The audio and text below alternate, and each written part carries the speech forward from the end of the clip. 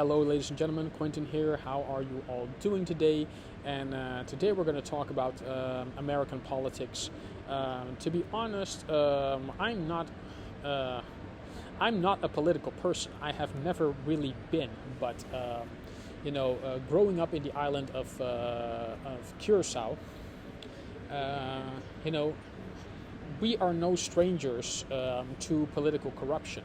And the arrogance of the Western mind is that it only happens in the island or South America or Africa or other places. Well, we have come to find out this year that corruption is pretty much rampant everywhere. I mean, you say you have a government that's elected by the people for the people, when later we come to find out, after many years of being deceived, being lied to by the politicians out there, that really the politicians are elected by the corporations, for the corporations, and nothing but the corporations. And I'm laughing right now. It's no funny matter, but like I've said this a million times all over again in my personal life, where people have called me out on that, called me crazy, called me nuts, especially here in the Netherlands. Like, I don't know what I talk about. All the things to have you know that politics can do no wrong. Politics cannot make a mistake. People either believe them blindly, as I've seen happen everywhere around the globe, or you're so skeptic that kind of like me, that you don't believe really anything government has to offer. But the funny thing about politics in general is that often when you tell people that, and this is where we get into the world of assumptions again, it's like, when you say you're anti-politic, they think you automatically mean that you're pro-anarchy, which is absolutely not the case. I mean, we've had enough examples with the Black Lives Matter movement and the COVID situation, what this chaos can lead to, and I'm not the least one to promote that at all. Matter of fact, I'd say law and order should be everywhere, but if you can't find law and order within yourself, then it becomes really difficult to apply that for everyone else. And we've seen a lot of that go around. I mean, we had the Hancock situation in the UK, we have the Cuomo situation, we had the Piers Morgan situation, everyone telling everyone what to do except themselves. And everyone's guilty, even me included, at some point in time. But, after that, you really got to recognize, like, hey, and you've got to set it to yourself, like, hey, am I setting the right example? But most people think because they have a platform or they're in a position of power that their sins are automatically accounted for. And honestly, when it comes to how we handle people, how we talk with people, how we engage with people, how we talk about politics, and how we talk about everything in general, is a lot of it has to be put on religion, and not necessarily religion as a whole, but how we've decided to put all of these teachings into practice. Because I've always said, when it comes to Christianity, when it comes to Catholicism, whatever form of Jesus you like to pray to, I always told people, like, how am I going to follow a book that has pages missing? Say what you want about the Quran, but it has no pages missing.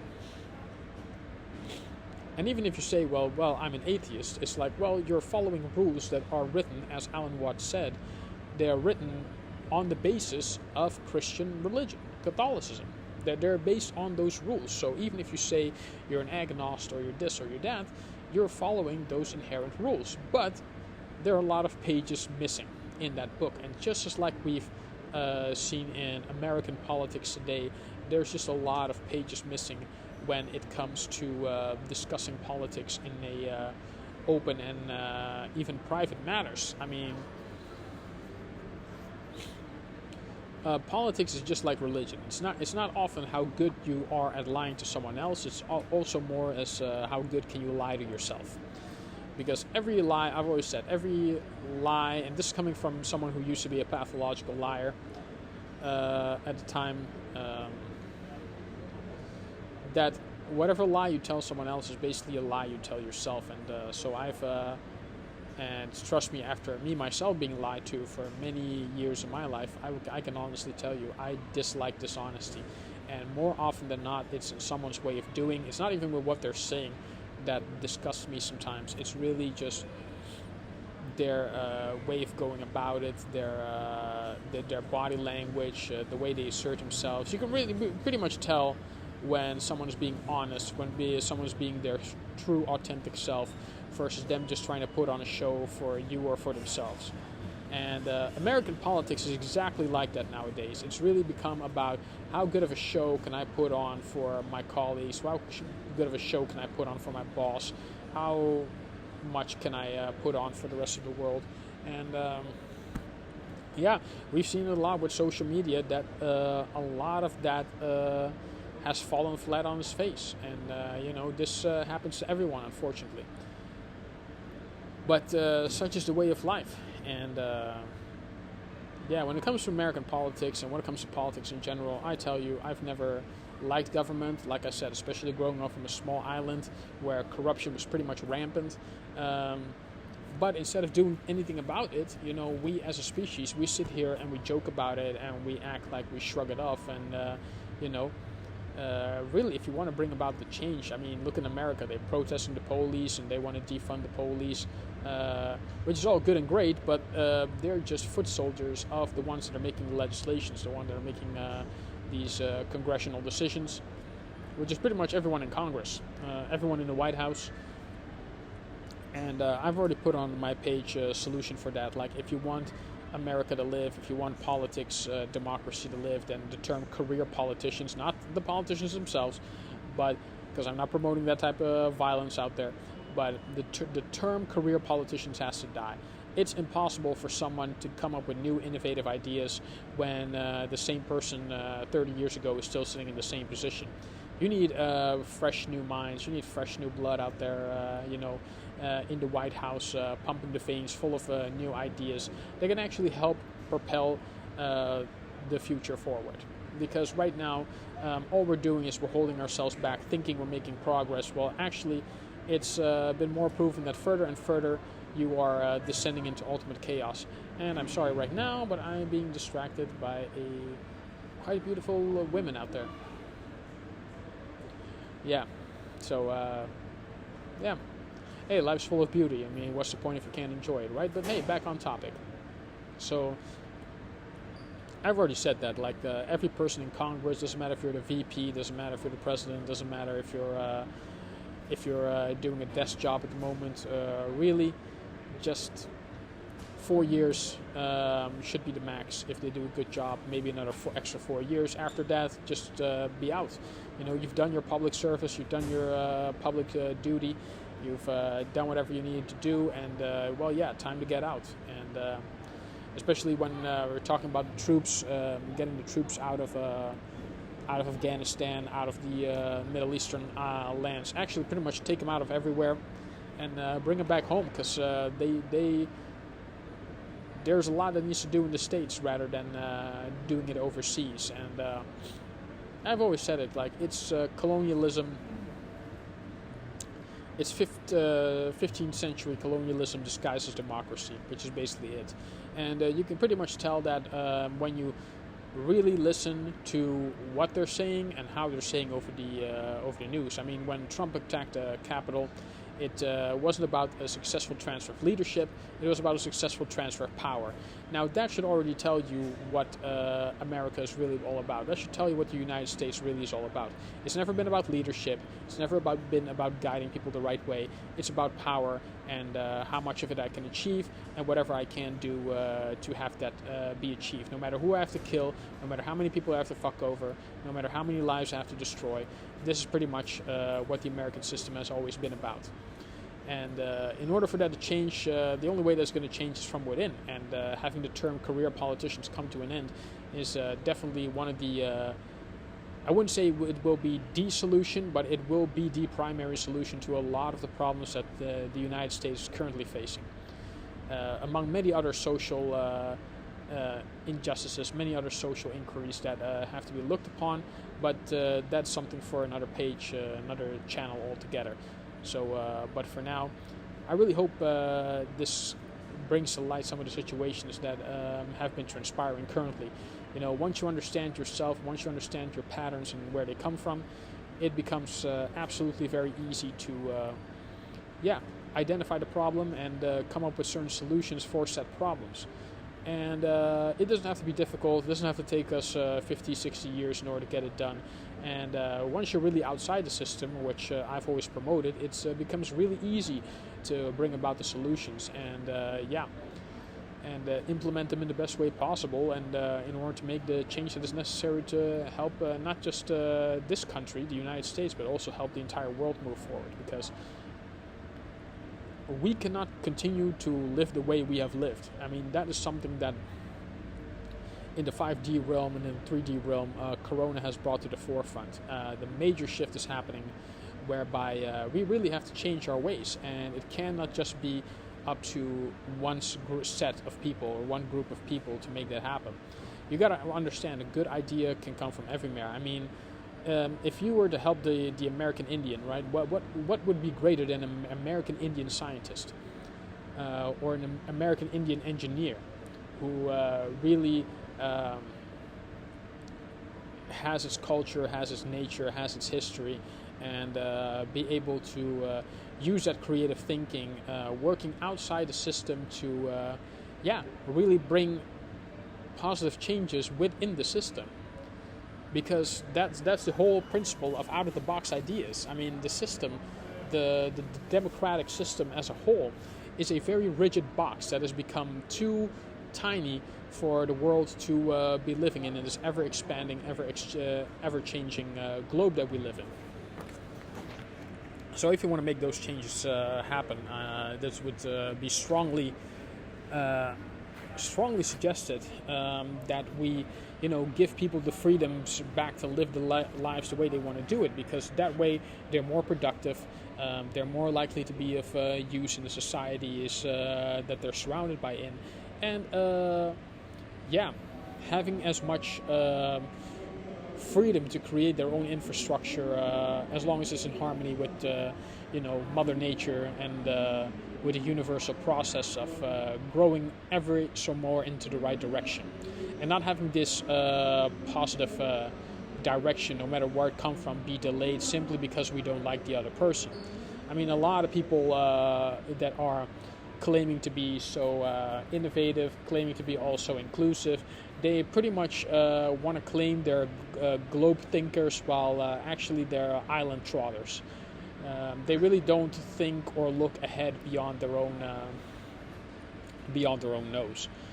Really, that's a saying we have in the Netherlands, like not looking further than your own nose, and meaning being very short-sighted and not looking ahead. And I've spent a lot of years looking, being behind to recognize I was meant to be ahead, way ahead. I definitely believe we can make absolute major changes. I mean, we have the resources here to create 80 million years worth of change. And if we're outside the system, if we do more out-of-the-box creative thinking, I mean, we can have that done in 30 years. We can do space exploration the right way in 30 years, because right now we're doing all this backwards thinking, and it's really only bringing us ever more closer to destruction rather to a place of moving forward. And that's with no disrespect to Jeff Bezos and Elon Musk and any other people who have done the space project. They are very beneficiary and will be very beneficiary in the future. But right now, coming back not just to politics but the way we've been living in general, is that if we want to make these successful changes happen, we got to start having our priorities straight. And a lot of us, and especially in Western societies, they haven't had their priorities straight for the last 5 to 6, 800 years. 1200 if you want to make up the count. We haven't had our priorities straight for a very long time. And anything that has helped any other group of people progress that wasn't them has been completely delayed, halted, or even eradicated, as to not having the white man's ego busted. And not saying that every white man on the planet thinks like that, but the system is geared toward people who think like that. So having said that, we need to change the system from within, and it really starts with the Ten Commandments. I mean, Ten Commandments. No, that's the religious part. I'm going to get back to that some other time. But no, that's really about the Declaration of Independence. It's like George Carlin said it best. It was built on the basis of all men were created equal, while treating people that looked different than the people who wrote the damn thing were deemed unequal. And believe it or not, that is still deep rooted to this very day, and that's why we will always be walking around the same issues time and time again, because these issues keep coming up because the problems are deep rooted to a point where if you do not change the system from within, if you do not dig your hands in the dirt and try to make these the pearls of our democracy fly, well then really what are we accomplish besides anarchy or communism or all the things that white America fears so much, because really a lot of people fear change. It doesn't matter whether you're white, black, or anywhere in between. They fear change. Why? Because ultimately, if the world changes, they have to change. And everything with the Great Reset, for example, too. I did a very long video about that, where it's geared to things changing without having to change it, and that's absolutely not the way we can continue to move forward. I mean, if you claim to be the greatest country in the world, it's got to be shown from all sides. It's got to be shown from everywhere. And it's the same thing with European countries as well. If you claim to be as all-inclusive, if you claim to be all you say you are, then it's time to not say it with words, but have actions prove those words wrong. Because we're in a point of our lives right now where we can talk till the sky is blue, but if solutions are not presented on the forefront and fast, easy solutions, then for example, I did a video on digitalizing all books. I mean, that's going to be the future altogether, and plus there will be less trees you have to cut down. All sorts of benefits comes from digitalizing all books and stop selling hard copies altogether. And like I said, some sacrifices have to be made. A lot of people fear that change, but like I've said also, that change has to happen if we want to have a sustainable world. And having those hardcover books no longer be made, and having everything be digitalized, like a digital library, a digital bookstore. You could still have all these things. You can just have them in a digital format, which becomes much more sufficient. You save a lot more space, and definitely there's a lot more going out there. Digitalizing all magazines. Look, everyone has an ebook. Everyone has an iPad nowadays. Easy to get all that information on these devices right now, and just less away from all this paper, because all this paper just means you have to cut down more trees. All this cutting down more trees means less oxygen, more carbon emissions, etc., etc. I can talk about all that till the sky is blue, but really these changes of legislation have to come from within. And if we want to make the 10-year mark, which I've said also, it doesn't even have to take 10 years. Ultimately, if we all as a human species, as the globe is around, work together, we can practically much do it in a year and a half, 3 tops, really. We just have to start implementing these very fast. And like I said, we live in a society that likes to drag out things, so having these fast changes implemented is always almost contradictory to the American psyche or the Western white man psyche in general. But that's why I've always said to always look through nature. When you really spend time in nature, when you really get drawn to nature, and you can smoke psychedelics all you want, but that's a short-term effect. But the long-term effect is to really get within yourself, sort yourself out, go in nature, reconnect, and realign yourself with who you really are, as opposed to what everyone else wants you to be. So having said that, I've also put out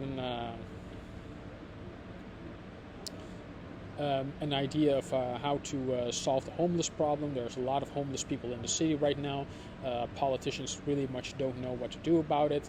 I can tell you, for everyone living in a tent, like rather than put them somewhere in the middle of the city or put them somewhere in concrete, just pretty much put them in nature.